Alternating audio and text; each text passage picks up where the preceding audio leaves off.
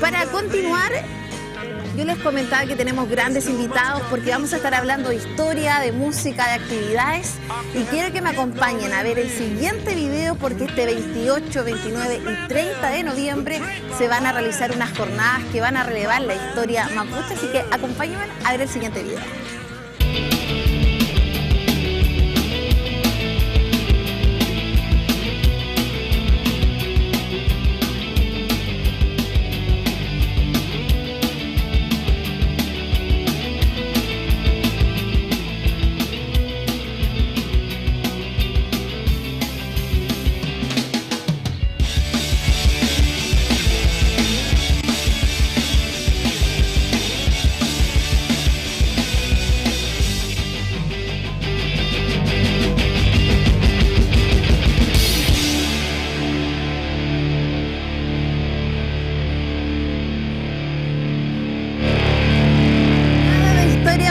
Que se vivirán desde la comuna de Yumbel, y para hablar de esto estamos el día de hoy con Nelson Lobos, historiador y sin duda una persona que cada edición, ¿cierto?, nos aprendemos con él de historia y sobre todo de los grandes personajes también de nuestro país. Pero hay un invitado especial el día de hoy, porque él fue parte de la Universidad de Concepción desde 1994 y también recibió un premio por engrandecer sin duda el conocimiento y sobre todo esta tremenda casa de estudios. Es un honor el día de hoy estar con el doctor en historia Eduardo Telles. ¿Cómo está, doctor? Aquí estamos. Debo aclarar que fui parte de la Universidad de Concepción a mucha honra y hoy día actualmente soy académico en la Universidad de Chile y la represento en esta jornada. A pesar de que, digamos, el magíster de la UDEC lo organiza y yo participo encantado en ella. Feliz de poder tenerlo también. De la Universidad de Chile. Universidad de Chile, Universidad de Concepción, unidas por la historia también. Sí. Nelson, ¿cómo nacen también básicamente las motivaciones que originaron estas jornadas desde el 2014 hasta la fecha, que sin duda vamos a tener a tremendos historiadores en esta actividad? Bueno, unen Mari Lamien. Mari Lamien. Tremolimi Lamien. ¿Felei Cheltumal? No, Tremolén. Para la otra. Kagelu Reglentu, la próxima semana. La próxima semana. Duayo, ahí conversamos. Bueno, estas jornadas comenzaron el año 2014. Su mentor y creador, fundador, fue el historiador mapuche Juan Carlos Painequeo, quien se la propuso al magíster de historia, al profesor David Oviedo, el director del magíster de historia, la aceptó y tuvieron su lugar la primera en 2014, 2016, ahí me integré yo como participante, 2018 ya me integré también como organizador, siempre Juan Carlos Painequeo ahí, y después vino la pandemia en 2020, entonces no hicimos nada, y el 2021 fue chuta. Aprovechemos que estamos aquí en el tema del encierro todo, nos coordinamos con la Universidad Nacional del Comahue, de Puel Mapu o del territorio mapuche del Este, hoy Argentina, en la zona de Neuquén, y organizamos Universidad de Concepción y la Universidad Nacional del Comahue, la Jornada de Historia Mapuche del año 2021, todo online, eso estaba todo online. Y ahora, como también habían pasado ya 2 años y ya no estaba la excusa de la pandemia, dijimos, chuta, el año pasado hagámosla en 2024. Y ahí salió esta idea, hacerla además en Yumbel, porque se van a cumplir el 7 de enero de 2025, 200 años desde la celebración del Parlamento y Tratado Tapigüe, que es muy simbólico, es muy político también, está muy vigente en términos simbólicos, digamos, y políticos, por parte del pueblo mapuche, y también respecto al mismo presidente Boric, tiempo atrás hizo una alusión a este parlamento. Así que dijimos Yumbel por eso. Yumbel ha sido zona de frontera por siempre, en mapuche española primero, después mapuche chilena. Descentralicemos el conocimiento, salgamos de Concepción, nos quejamos que todo está en Santiago, no hagamos lo mismo acá. Claro, vamos como capital. Vamos a Yumbel, que hemos tenido un excelente apoyo del municipio desde un comienzo. Ahí la gestión de Helmut Herlitz, el encargado de cultura, y también de la Sociedad de Historia de Yumbel, con quien también estamos haciendo su sexta jornada de historia de Yumbel. Ellos la hacen todos los años. y que también hemos hecho un equipo muy bueno. Y la universidad, la Escuela de Historia y Geografía de la Universidad del Biobío, de la sede de Chillán, que mira, todos hemos trabajado aquí súper bien y súper como un equipo. Doctor, desde ese punto de vista, Nelson habla de la colaboración entre distintas universidades, casas de estudio, en este caso usted que representa la Universidad de Chile. ¿Por qué es importante poder conocer parte de nuestra historia y sobre todo asistir a estas instancias donde tenemos a grandes historiadores como usted? Supongo que usted se refiere a la historia mapuche, ¿no es cierto? A la historia mapuche.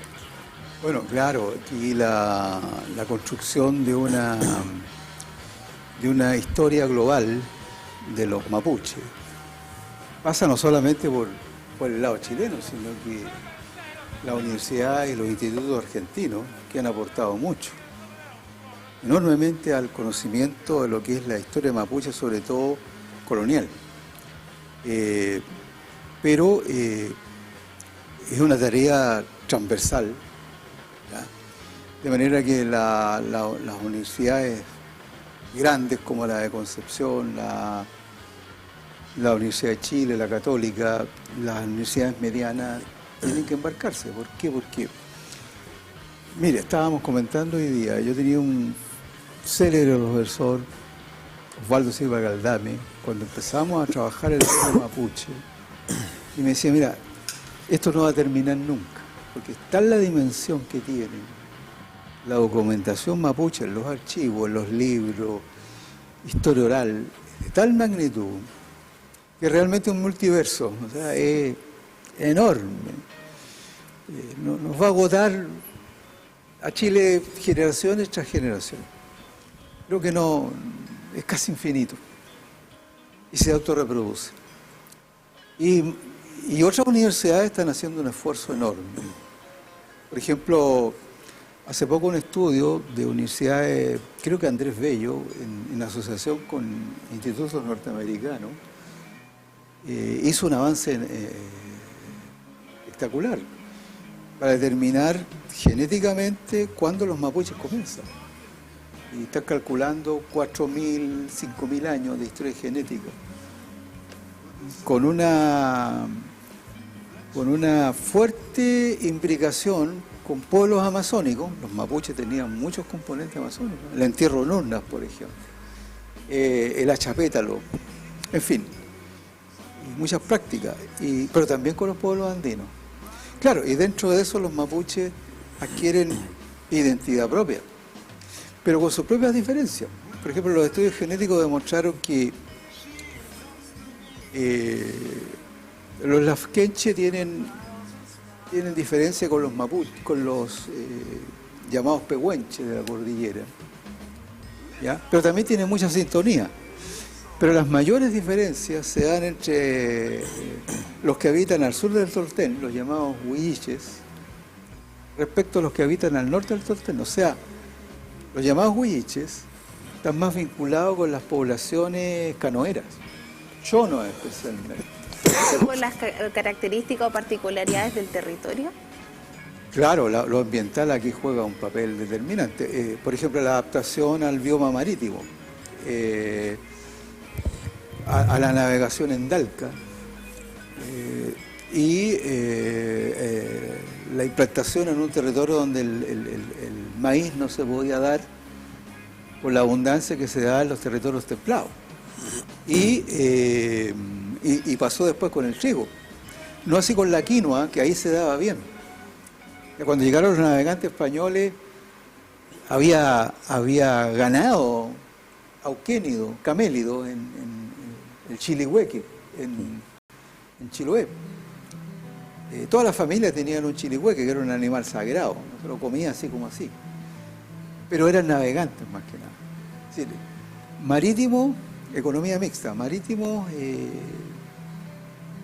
agrícola, más marítimo que agrícola, de manera que una adaptación distinta y una vinculación distinta con la naturaleza y mucha imbricación mestiza con los pueblos fuéguidos, especialmente con los chonos.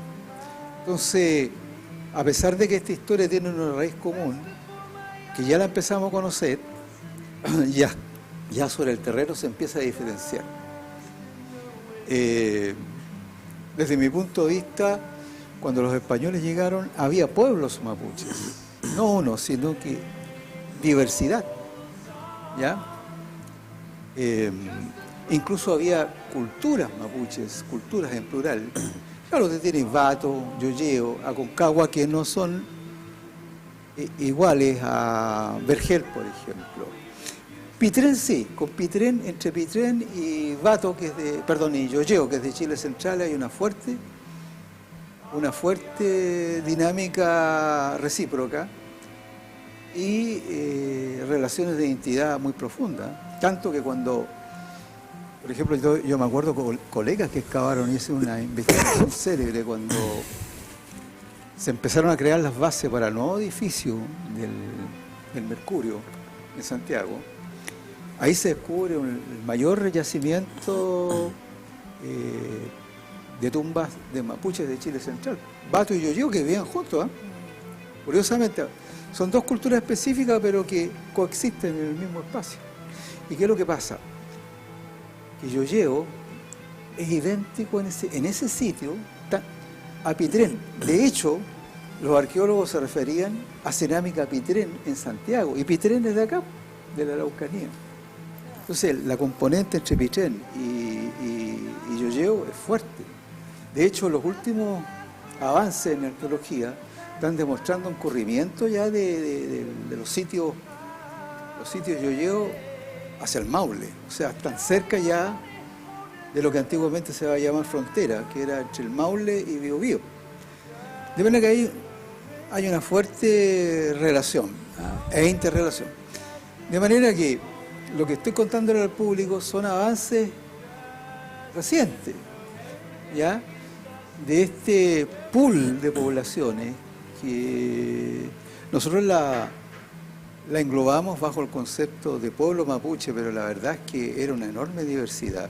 Eran pueblos, ¿no? Pueblos. Y lo que había sí es una unidad lingüística, una unidad de habla muy fuerte entre Yapel, perdón, sí, creo que Yapel, porque está un poco más al norte ya de Choapa, perdón, Limarí, de Limarí hasta los Islarios de Chiloé.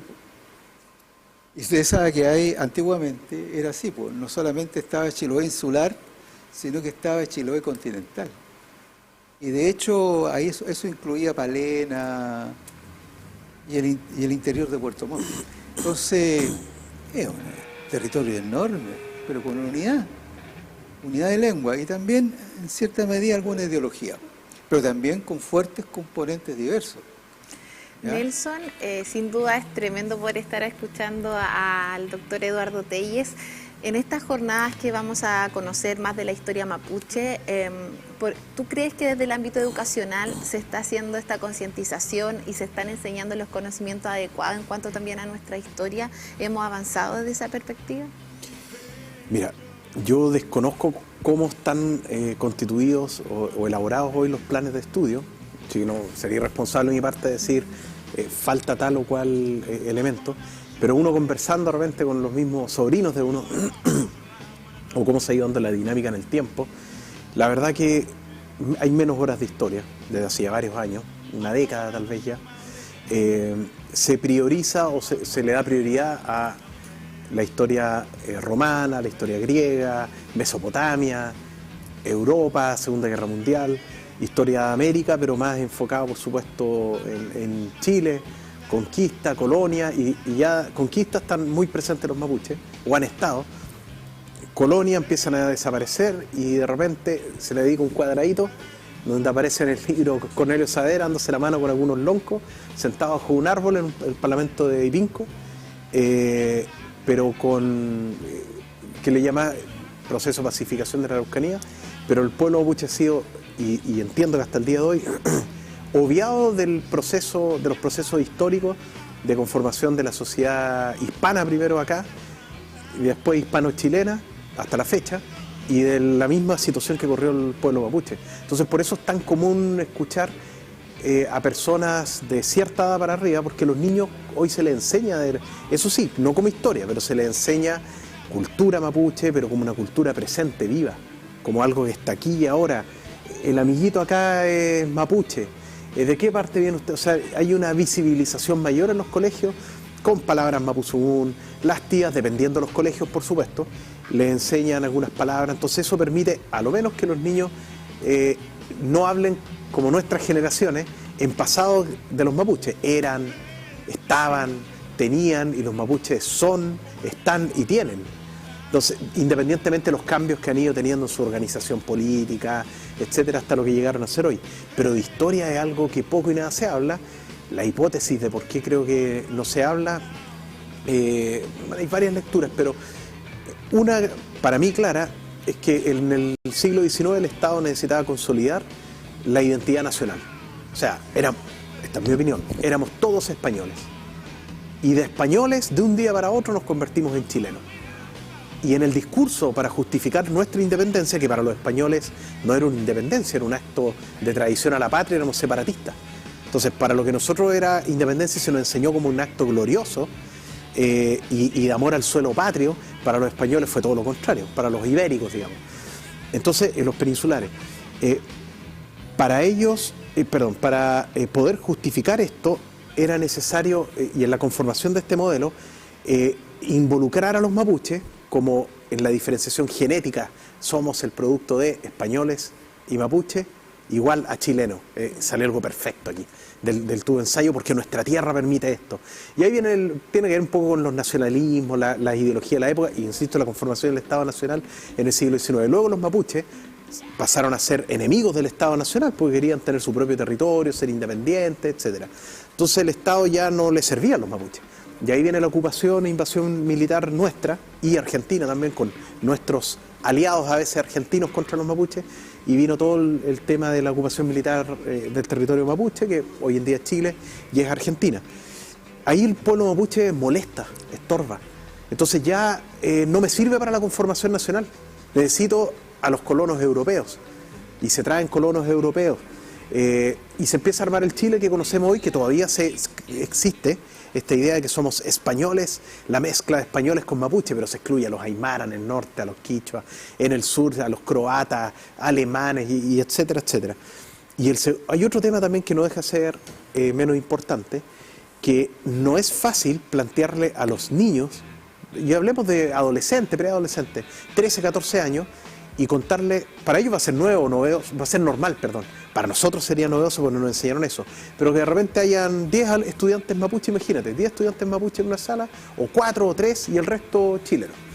Y en la conversación de repente, no, lo que pasa es que a fines del siglo XIX, en la misma periodo de la Guerra del Pacífico, o sea, una cuestión política acá, cuando Arturo Prat saltaba al abordaje, nuestros gloriosos ejércitos atravesaban el Biobío e invadían el territorio mapuche con o sin justificación. Eso ya es otro tema. Y ustedes antes, ustedes que son compañeros en el fondo, en algún momento sus tatarabuelos fueron enemigos. Y ustedes les ganaron a ustedes y los sometieron. Y hoy un día ustedes son chilenos por la fuerza de las armas. Es fuertísimo. Y ahora de la Constitución y de las leyes. En mi opinión personal. Entonces, enseñar eso en un colegio es una decisión política, creo yo, desde parte del que administra el Estado y responsable, porque va a estar generando niños que van a crecer con la idea. ¿Y qué pasa con el bullying también? Porque te ganamos la guerra. Y si no, obviamente no, yo estoy poniendo un ejemplo súper extremo, un profesor, me imagino, no lo va a personalizar con los niños, pero uno sabe que el niño que está ahí, o cuando es más adolescente y más conciencia, o lo que se habla en las familias, también en las casas, estos son los alemanes, el Juanito no sé cuánto, estos son los qué sé yo, los árabes, los mapuches. Entonces, enseñar esa historia yo creo que no es conveniente para el Estado, y aún así no se habla. Incluso se habla en política se habla de reparar el daño, pero ¿cuál daño? Se omite eso. Hay informes, etcétera, sí, pero esos informes están en internet, en PDF, pero ¿quién lee esos informes? ¿Quién lee los estudios? ¿Quién lee? Y esa información disponible en redes, en internet. Pero la mayoría de la población no tiene tiempo tampoco para hacerlo, tiene que trabajar. Entonces, enseñar eso por parte del Estado yo lo veo poco probable. Así que, respondiendo a la pregunta, falta muchísimo en historia. En lo demás había avances importantes. Y desde el punto de vista social, doctor, de acuerdo también a lo que habla Nelson, ¿cree que existe también una mayor valorización de la historia mapuche y de los pueblos, como hablábamos acá, en relación a la ciudadanía hoy en el país? Bueno, como tantas cosas en Chile hay un cono de ambigüedad, sí y no.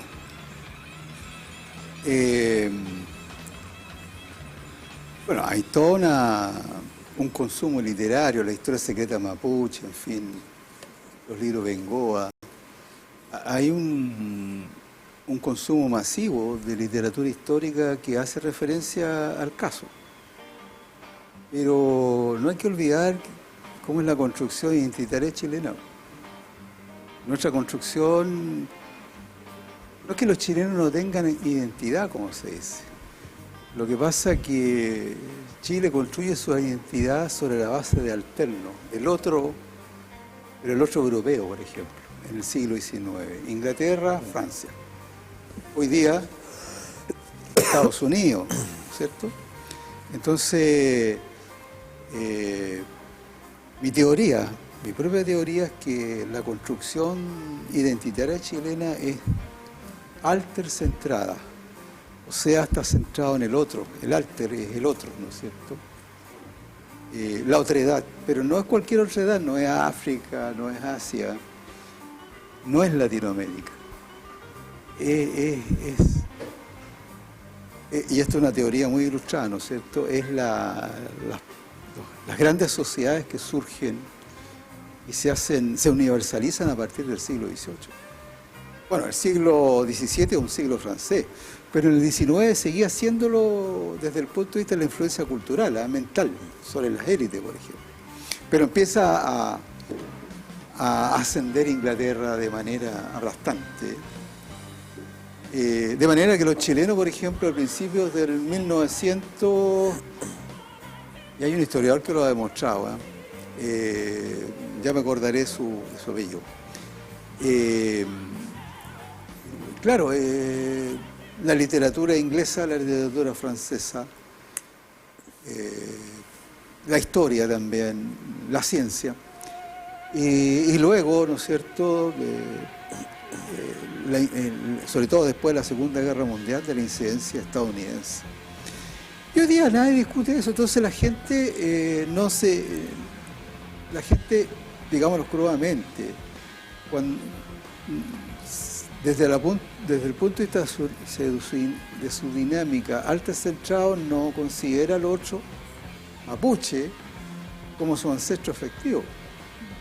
Que ahí está, digamos, la raíz. No, prefiere entrar en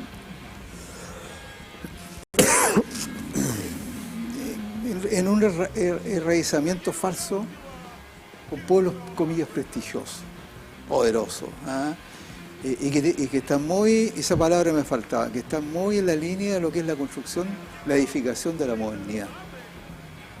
¿Ya? Entonces, en ese contexto, si bien es cierto, el Estado ha tratado de valorar a los mapuches a partir de 1990, sin embargo, tiene que luchar con esta fuerza ascendente del ojo y el foco puesto en el exterior, y no cualquier exterior, sino que el exterior desarrollado. Usted ve ahora, para cualquier política pública, y los costos que esa política tiene y también las ganancias que tiene, ¿cuál es nuestra referencia? La OCDE. ¿Ya? Sí. Y si no está en la línea de lo que la OCDE plantea, entonces estamos mal. Sí, estamos bien. ¿Ah? Entonces, imagínense, pues, con esos rasgos es difícil luchar para que la gente vea esta vertiente. Está en su saga, está en su espalda, esta nueva visión también. Está en su raíz, está en su rastro. Claro, los artistas, en fin, pero la sociedad común no lo ve y muchas veces no lo quiere ver. Le pongo un caso. ¿Dónde ponen? Y eso me ha tocado verlo. Cuando yo venía a Concepción a Desembú, lo veía cada rato. Por ejemplo, Cerro Chena, y el fuerte El Cachapoal, donde ponen, y eso suscitó problemas, las antenas celulares gigantescas. La plantaron en Cerro Chena. O sea, cualquiera se da cuenta que es un sitio ceremonial inca de Aguita y en Perú eso no podría pasar. De hecho, hay muchos sitios ceremoniales donde se han construido grandes edificaciones y no hay una investigación de los terrenos donde se van a construir esto. Claro, pero voy al hecho de que, por ejemplo, eso pasó en Chena. Y más al sur se descubre la fortaleza esta de la compañía, que algunos suponen que es inca. Yo tengo mis dudas, pero suponen que es la última fortaleza inca hacia el sur. Y yo conocí el sitio en su origen. Y resulta que tiempo después una torre, pero monumental, implantada. O sea, pudiendo instalar en otra parte. Entonces eso dice mucho. Puede que sea inconsciente, pero ahí hay algo que está planteando esto en la civilización contra, comillas, la barbarie, ¿me entiende? Es decir, esa es la perspectiva que tienen.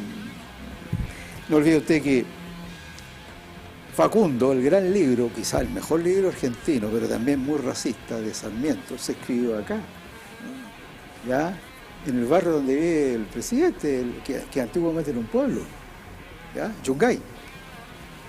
Y con unos insultos hacia el pueblo mapuche que son irreproducibles, y a sus héroes.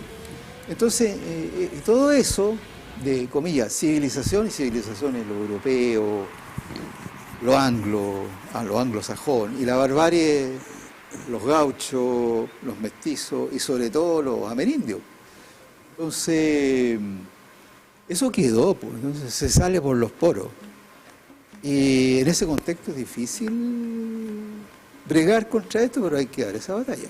Grandes temas que vamos a conocer en las jornadas de historia mapuche en la comuna de Yumbel. Para ir culminando la entrevista, Nelson, me gustaría que tú hicieras la invitación a toda la comunidad también a que pueda conocer el trabajo que ustedes están realizando a través de todas estas universidades de gran prestigio y sobre todo que tienen mucho que entregar en cuanto al conocimiento.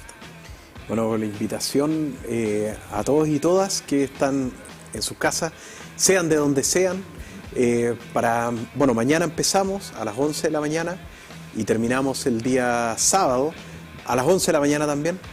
Después se va a hacer un paseo por Yumbel, vamos a ir al Cerro Mirador que está en Yumbel, no recuerdo el nombre, donde se ven la cima de los volcanes, muy lindo ese parque. Y después vamos a ir a un viñedo, entonces, porque Yumbel también tiene sus viñedos, tiene esa tradición campesina, tiene el tema de San Sebastián, tiene la historia mapuche, tiene la historia chilena propiamente tal. Así que todo el mundo, invitado, invitada, entradas liberadas, no hay entradas, es ir y pasarlo bien. Así que un panorama de familia fantástico, yo creo que con polera. Maravilloso. Porque el calor allá, calor. De hecho, horrible. si tú quieres conocer el detalle de estas jornadas de historia mapuche de la Universidad de Concepción, tienes que ir al Instagram de la Municipalidad de Yumbel, donde está publicado el afiche de la actividad, pero también pasemos a la siguiente página para conocer el programa, donde aquí parten el 28 de noviembre con la inauguración de las jornadas. Bueno, hay una gran cantidad de actividades. El 29 de noviembre ya es la primera mesa y el 30 de noviembre el cierre de las jornadas, que va a ser con una charla magistral con el Premio Nacional de Historia Jorge Pinto Rodríguez, el Parlamento de Tapigüe de 1826, 200 años después. Tremenda actividad que sin duda es para poder conocer nuestros orígenes, nuestra historia y sobre todo también a los profesionales e historiadores también de la Universidad de Concepción y de la Universidad de Chile, como tenemos aquí el día de hoy. Les quiero agradecer por su tiempo, por estar acá, y doctor Eduardo, sin duda fue un placer haberlo tenido acá en el programa. Muchas gracias a ustedes. Y aquí con Nelson Lobos y el doctor Eduardo Telles nos vamos a una pausa comercial y volvemos al